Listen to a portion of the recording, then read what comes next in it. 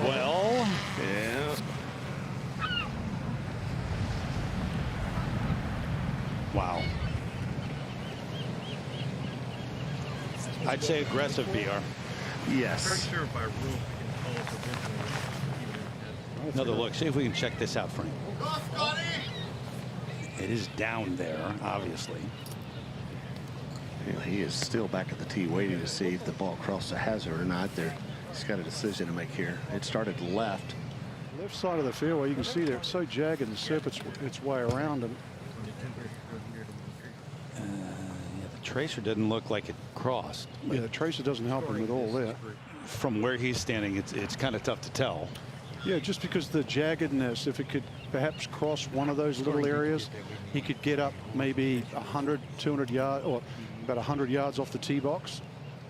It's maybe where he's looking at. Bring it back around here again via the tracer. Yeah. It doesn't look like it. No.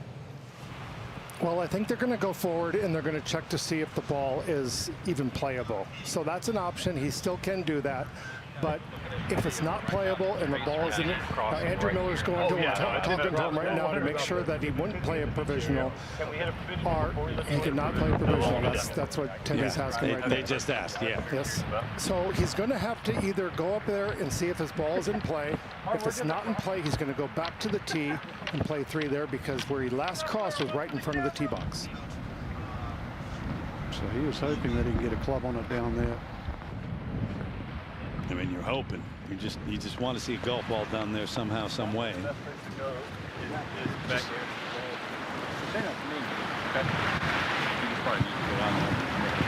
Yeah, man, it looks like me. We'll go down this way.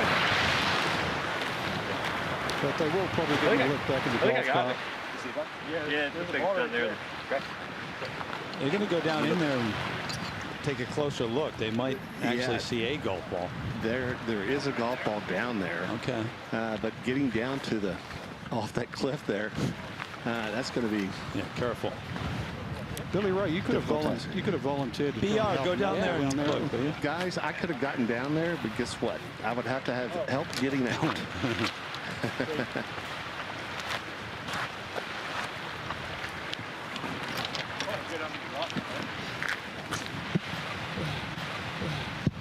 Got to make sure it's his, obviously.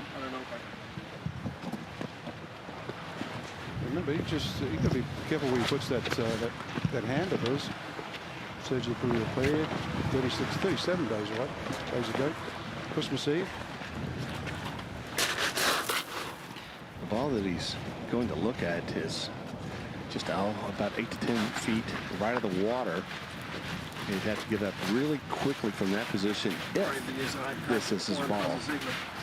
And listen, people have played from down there, obviously, through the years. There's no doubt. Remember Snedeker in 2019 ended up making par.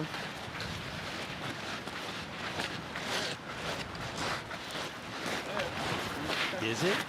My question is, if I wanted to move anything, you can move the loop, the sand. You can move the rocks and stuff, provided they aren't solidly embedded. So I can move this. Careful. Move the ball. But I can move this too as well, yeah? Right, yeah, right. Just want to share that. That's all. Yeah. That's just the bag? Yeah. Okay. Yep. You want any kind of a number you're trying to get over this thing? Trying to get up over that thing. Okay. So Mark, he seems to have identified the golf ball as his. It is his golf ball. Andrew Miller has helped him with identifying it there. Now, the question Scottie asked was, can you remove those rocks and that seaweed or whatever else is down there? As long as you don't move the sand. The sand you are not allowed to move. All the other things are loose impediments. He can ground his club. He can take practice swings. He just cannot move that sand. Wow. Fortunate, obviously. Big break. Yeah, it is, Frank, but I got to tell you, looking at the lie and how sharply he has to get the ball up over this hill, if he catches this ball just a hair thin, it comes back in, he could bring in a huge number here. Whatever. Fairway you can do down here. And be careful up there. Well, he's asking if he can take practice swings. Right at you.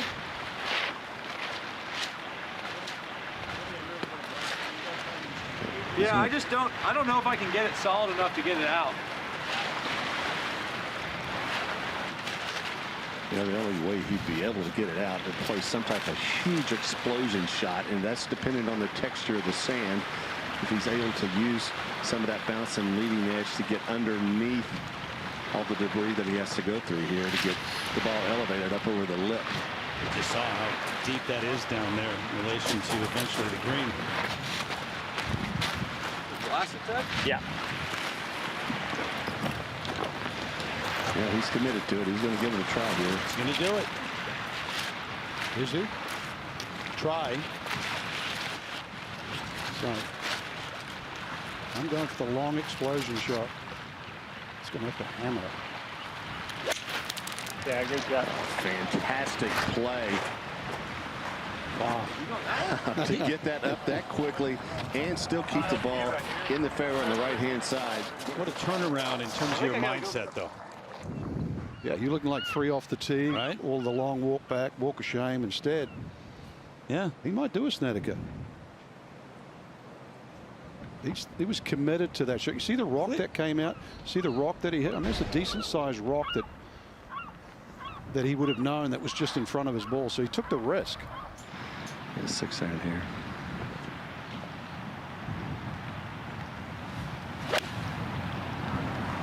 He starts it at the flag, moving to the right. You called it, Billy, right? Nice shot. Smart shot. So he's on in regulation? After all that? For birdie.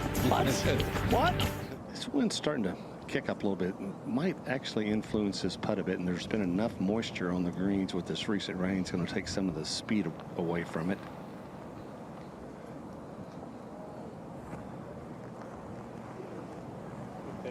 Yeah, good pace. Trying to finish up with a par, Scottie, after all of his experiences at 18. Ho hum. Curious if that wedge is okay. I hope to get that checked out at the end of the day. Todd Lewis is there. Who else? Oh, yeah, the world #1 Todd right next to you there. That's right.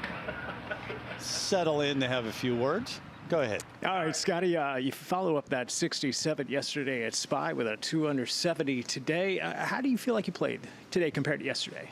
I felt like today was a weird day. I felt like my swing could have definitely been better. You know, I felt like I had a weird combination of putts where I was either putting from like 2.5 feet all day or hitting lag putts. So I didn't really give myself enough opportunities, but didn't shoot myself out of it. And I think we're supposed to get some pretty crazy weather over the next couple of days. So we'll see what happens. All right, we'll talk about the future in a moment, but let's talk about the past, specifically your last hole, the 18th. You hit it left here off the tee. What was going on? I mean, I just hit like a low pull. I hadn't been driving it very well all day, and this was a hard tee ball day, being mostly off the left. And I thought, like, the way it looked like from the tee box, I was like, well, I guess we should go up there and look, because I didn't see a splash, didn't see any rocks, and I knew there was sand there, so I was like, might as well go look. That was a smart move. Was this a difficult shot? I think the unpredictability was the most difficult part. I was really just trying to get it out over the rocks, and anywhere up there on grass I would have been pretty happy with. Obviously, saved me a couple shots there, being able to find my ball in the sand. And this your third here. I mean, that was a really hard shot. I was in between clubs, and I had to chip a 6-iron in there from 180 with the wind. You can obviously see it blowing off the left there, so it was a pretty tough shot. Just glad to get down on the green, and after the tee ball, I definitely would have taken a par, so no complaints for me there. Well, you did 2-putt it. You did tap in to get your par again to shoot that 70 here at Pebble. You're 2 rounds into your comeback off that injury from your hand. How do you feel like your game is competitively right now? Yeah, it feels good. You know, I've limited the mistakes, and I feel like I haven't been swinging it as well as I could be. So I think there may be just a little bit of rust there, a little bit of timing in my swing, but it's good to be getting back into competitive golf, and nice to be out here at Pebble. Thanks for watching the PGA Tour on YouTube. Watch another video right here.